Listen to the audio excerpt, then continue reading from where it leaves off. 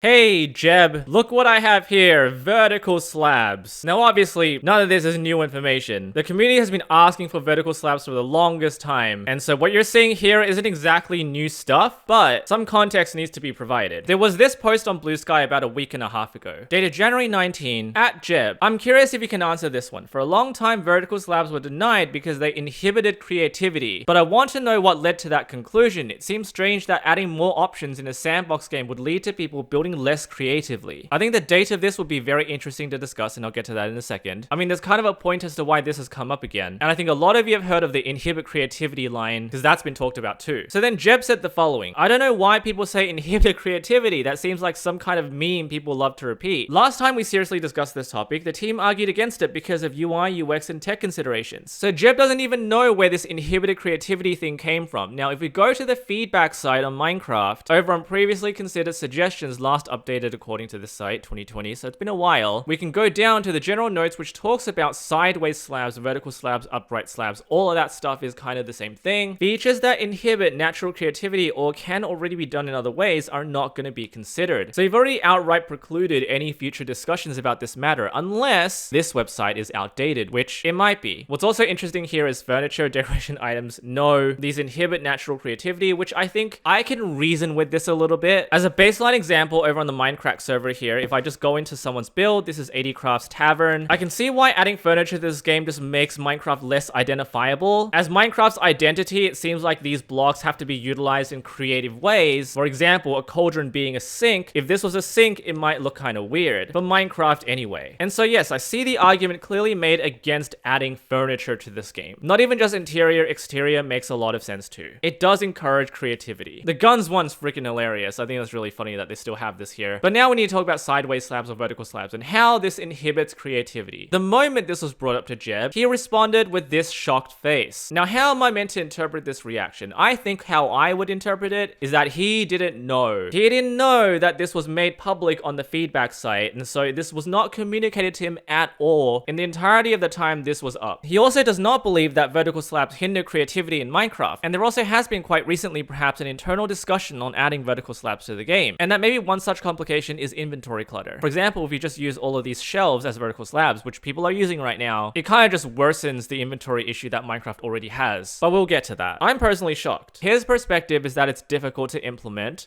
and that it might cause UI clutter. So which one is it, Mojang? Shocked Pikachu face. And now the top comment is exactly what I'm thinking. I think it's really funny how he didn't know, but his answer is a far more reasonable response too. This brings upon a much larger issue because of the date that it was posted. Because how is it that I have vertical slabs here, but there is no inventory clutter here at all? Well, we have to talk about Hytale. I'm gonna jump into my server here. So Hytale being released only a week prior to this post may have convinced a few people of a certain method of implementation that's worth discussing. So I'm in creative mode here. It's my private server. I'm going to show you guys how I'm able to use half slabs or slabs in Hytale, because they too do not feature vertical slabs. It's just called slabs or half slabs, which are quarter blocks. So if I look on this side of the block and I place it, immediately becomes a vertical slab. If I do it on this side, it becomes a vertical slab. However, if I look on the top face of the bottom block, it becomes a horizontal slab. So it utilizes the exact same block on all directions. It's just a block property that changes.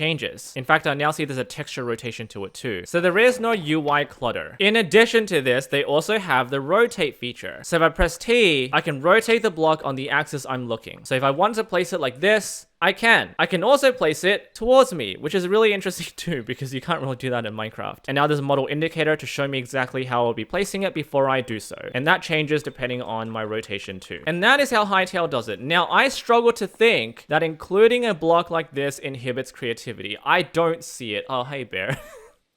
He's angry. I struggle to see how implementing a feature like this inhibits creativity. So I think that argument is just completely ridiculous to me. And so I'm telling you right now, whatever Jeb is saying is what I would be believing. Because I don't think just rotating it 90 degrees on one axis would do anything to inhibit creativity. So what have I done? I've spent the last couple of hours trying to figure out how I would implement vertical slabs into this game. Also considering the nature of Minecraft and how things operate here, because I think that's also relatively important. Let me demonstrate what I've done here. I'm going to place an oak slab down. And now using inspiration from Hytale, this is what I've come up with. I'm holding a stick. It can be any item. It can be a new item that Minecraft wants to implement. It can be a renamed item like a debug stick or something. If I move my mouse around, you can see nothing actually happens. I can still break things with this stick. It functions as a regular stick you can craft with it. But if I look at this slab, immediately a hitbox surrounds it. And I can hit it to select it. Selected oak slab. At the moment I right click it, oh my god, it flips over to a top slab, which is a normal item by the way. If I right click it again though, it becomes a vertical slab. Oh my god, it's a freaking vertical slab. You've never seen anything like it before. If I right click again, it flips over to this side, right click it again, goes to that side, again,